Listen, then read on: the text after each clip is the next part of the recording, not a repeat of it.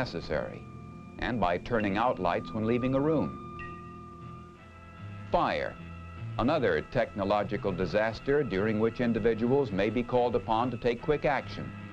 Conventional wisdom suggests putting water on a fire, but in many cases, this is exactly the wrong thing to do. With an electrical fire, be sure to turn the electricity off before applying water. If the electricity cannot be turned off, smother the fire with sand or CO2 from a fire extinguisher. The same goes for grease and oil fires. And in the case of gas fires, shut off the burners if you can. Get out, then call the fire department. Gas can cause explosions and more fires.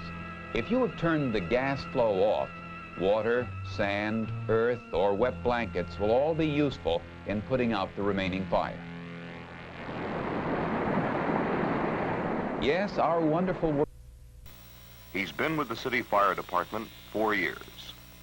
His life expectancy is 10 years shorter than the average person. A firefighter earns his pay or dies trying.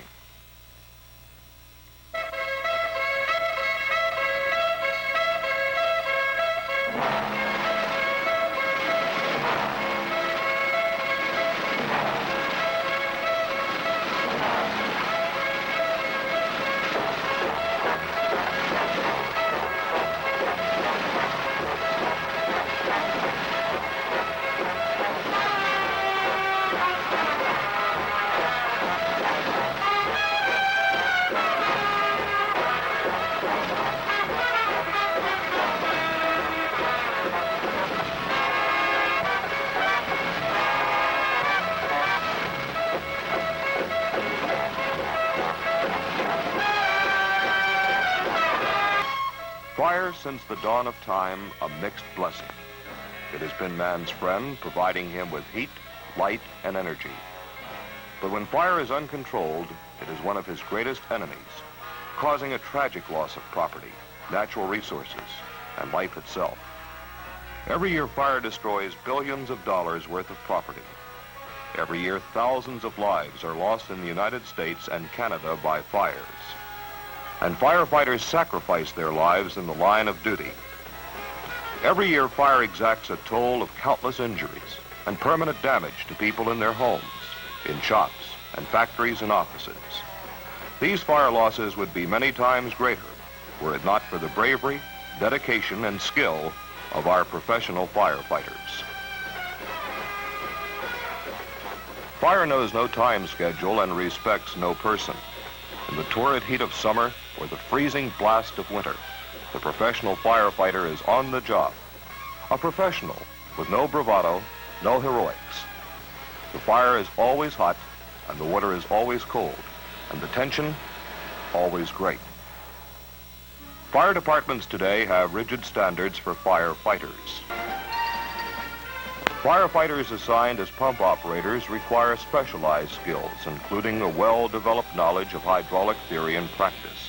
Today's training schools use cutaway models of a pump system to show students the intricate workings of these elaborate and complex machines. Practical training is also given, and the battery of gauges and controls is carefully explained. The firefighter must watch the pump pressure, engine speed, oil and temperature gauges, and have the equipment in proper operating condition for delivery of water. The hoses are the arteries of an effective firefighting system and are of varying sizes for different types of fires. The pump turns the hydrant water into a delicately controlled pressure system to effectively handle any requirement. This professionalism and long hours of training have to pay off for today's firefighter. The ladders have to be up and the hose lines in place, and fast. The first few minutes of any fire are critical, and no time is wasted at the scene. The real enemy of a firefighter is smoke. Fire is spoken of as a firefighter's friend. He can see it. If smoke has reached the point that the seat of the fire is hidden, the firefighter's job is that much more difficult. Ventilation of the building is important in order to get to the fire and prevent it from spreading. This kind of fire and the inevitability of smoke inhalation are only part of the hazards they face. Because of the dangerous carbon monoxide and the constant exposure to this threat, The life expectancy of a firefighter is 10 years lower than normal. And this in spite of the high physical condition every firefighter must maintain. This activity has an effect on the heart, lungs, and nervous system of even the strongest sort of man. But there is even more training in this life-saving profession. But the first test of this concentrated training program comes at the Training Center's special fire building, which is designed to be set on fire many times. An engine and ladder company are called into service as the fire is started and put into practice the skills and knowledge they have acquired and develop a teamwork they will rely on throughout their careers. Though they know this is a training exercise, these firefighters attack the fire for real, as it must be extinguished using proper procedures. Under the guidance of their instructors, every man is performing his assignment, whether it is laddering and ventilating the building or running hose lines into the source of the blaze.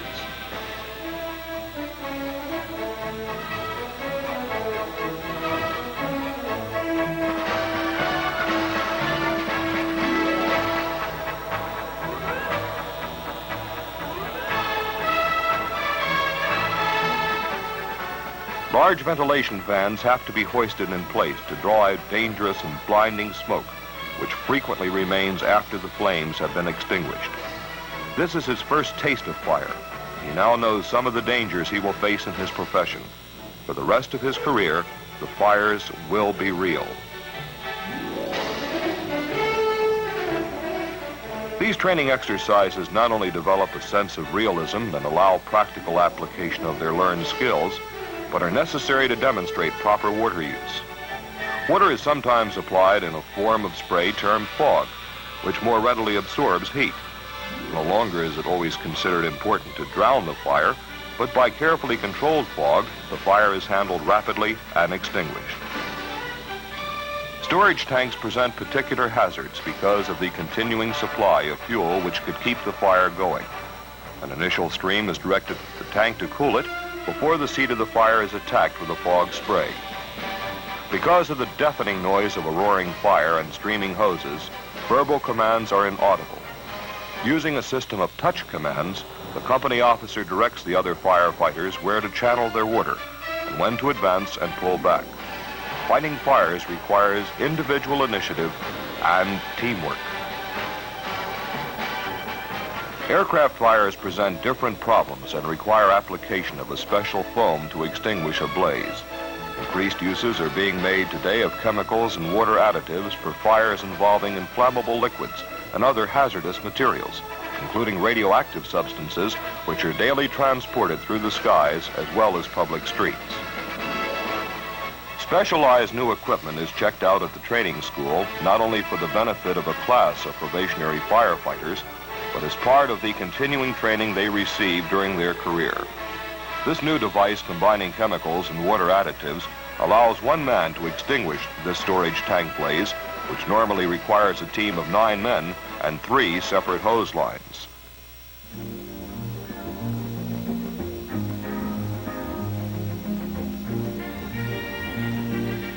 As a uniformed force, ceremonial procedures are followed.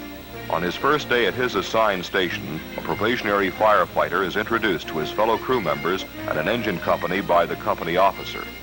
He will now become a member of this team and begin his career. Each new firefighter must know the location of every alarm box and fire hydrant in his first due area. That area of responsibility his station covers. But the drills, practices, study, and training do pay off. And the countless lives saved every year by firefighters prove the value of this ongoing training to maintain more than 100% efficiency. Firefighters are used to high ladders, but a frightened victim of a fire is not, and she cannot descend a ladder unaided. For the public's protection, usually 2 firefighters are needed to safely, carefully, and gently rescue an occupant from a burning building. This is the first order of business at any fire. Get the people out. Then get on with the business of fighting the fire. Rescue squad members are all experienced fire-trained professionals and are an effective backup for the engine and truck companies, as well as safeguarding the lives of the public.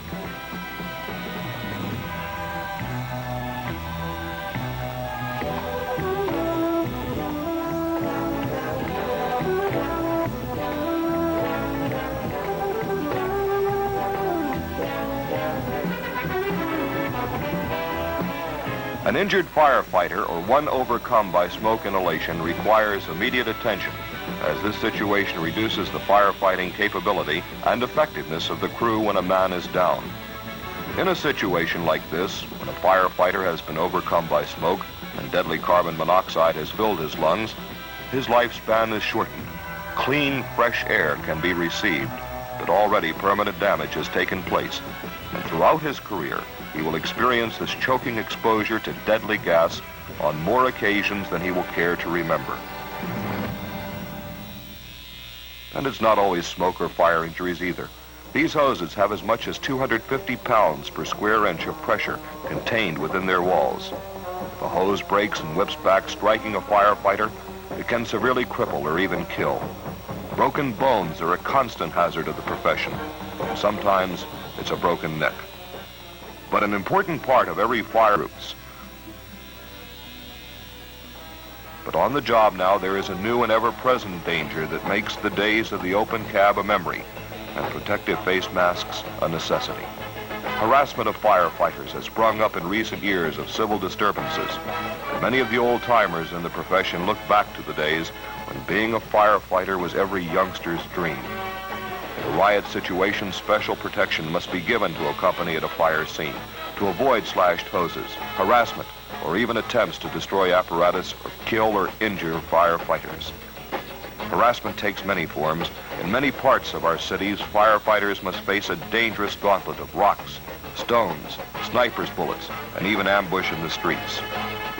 The increase in false alarms in recent years taxes an already overloaded department. Yet even these must be answered, as it could be the real thing. Cities with harbors or waterways usually have a fireboat crew available to protect shipping, pleasure boats, and waterfront areas. A fire at dockside or on a boat is a serious problem. Fireboats are able to use their pumps to pressurize the surrounding water to control a blaze. Water training is not only part of these firefighters' daily life, but in this situation, hose lines must be carried underwater and under a dockside area in order to get to the heart of the fire. Aircraft protection is also a vital function of today's fire service. Their special equipment, which contain water reservoirs, are often called into early use until access to a hydrant can be made. Special foam equipment is always on hand. The nerve center of every fire department is a central alarm headquarters to which all city fire alarm boxes are connected and all alarms are received. Operating 24 hours a day, every day of the year, this is the eye that never closes. Central headquarters must also coordinate at all times the protection of a city so that whenever the apparatus rolls.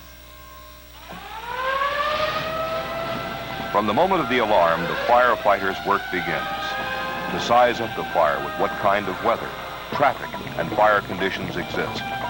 His safety is in jeopardy from the time he leaves the station. Many firefighters have been killed in traffic accidents on the way to the scene.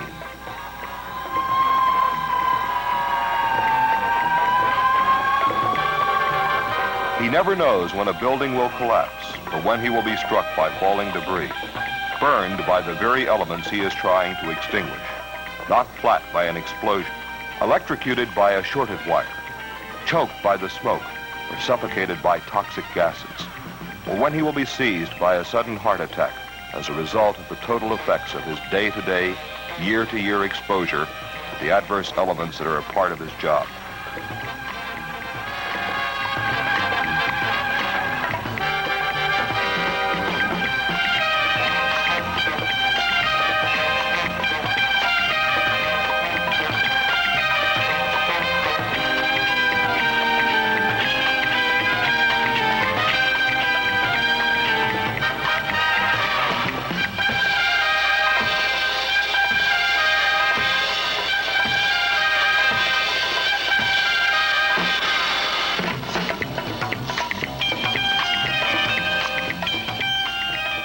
The firefighter can never be sure whether or not the alarm he is answering may be his last one.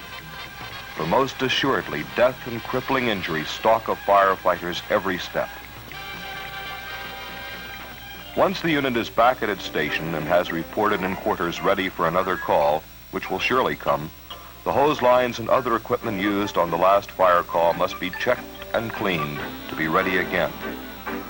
Hose lines are actually dried in an oven in order to preserve their usefulness and keep them ready for the next fire call.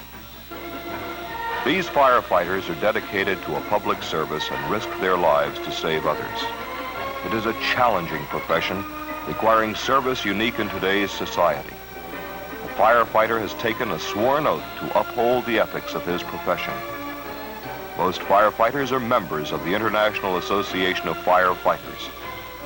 Organized in 1918, it has provided strength through united action for these men whose valor and integrity provide our citizens with a protection all too often taken for granted. The public may not be aware of the many specialized fields of knowledge required, as the typical firefighter is only seen in action, a type of action the public hopes not to need. But this protection is always available. That is what all the training is for. These are men who always work under hazardous conditions. They are dedicated to prevent fires, preserve property, and above all, to protect the lives of our citizens. These firefighters deserve the support and gratitude of the whole community.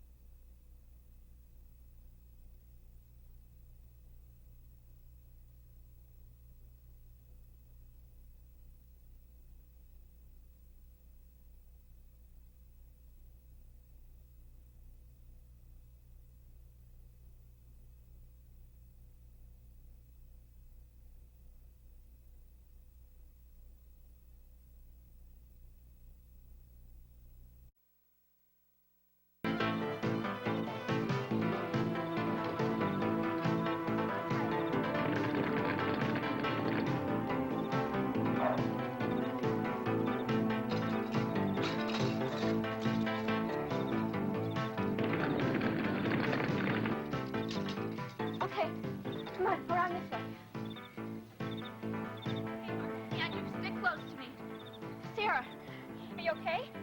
Are the Lees home? No. Okay, follow me. We're going to go to the Gordons. Stick close. I'm babysitting next door at the Turner's house, and there's a fire in the house. I need to call the fire department. Oh, come in, come in. The phone's in the kitchen. Kids okay? Yeah. Did you say your house is on fire? Yeah.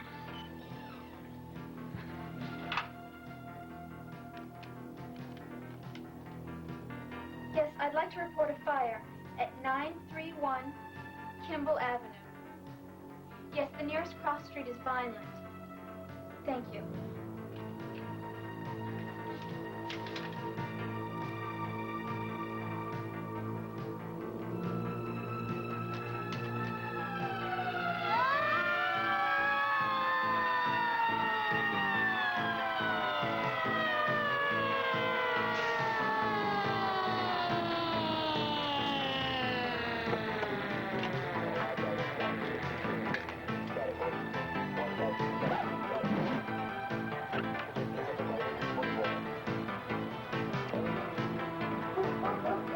Truck, we need a 24 of the road.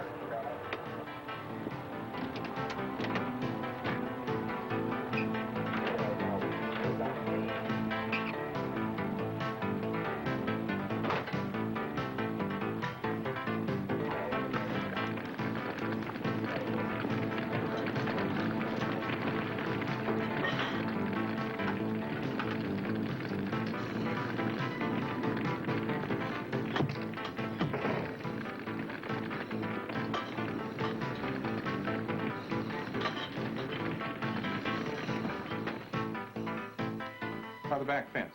Yes, sir. Sorry, I wish I could be of more help. As soon as I heard the smoke alarm go off, all I could think of was getting the kids out of the house. No, you did the right thing. The fire was pretty well contained to the one wall, but there was more than enough smoke in the house to be a danger to anyone who stayed inside too long. You made a wise choice by not trying to use the stairs. You did a good job. You should be proud of yourself. Thanks. Gotta get back, folks. Thanks. Well, young lady, you're quite a hero this evening. Dave and Julie can be proud they had you.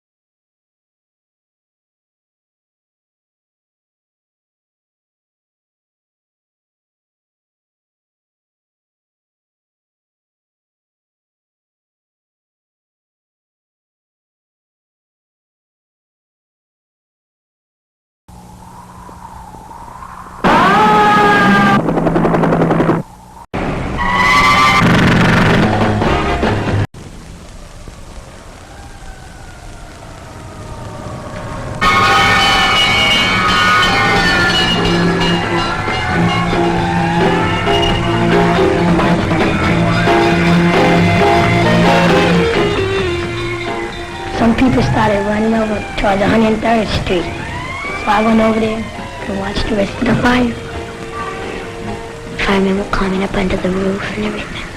Everybody was outside. It was all right. It was just a little fire. I think one person was killed.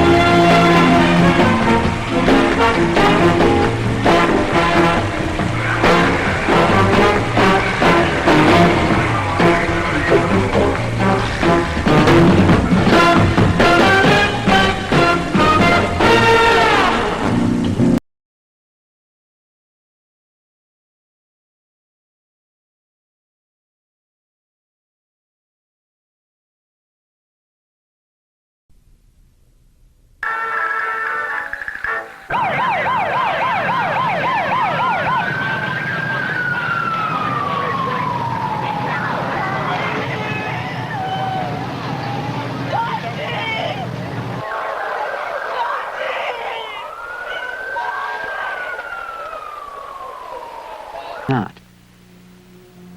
In extremely severe injuries, such as burns, fluid loss may be so great that the victim may die before healing can even begin. If caught in time, though, treatment by transfusion is possible.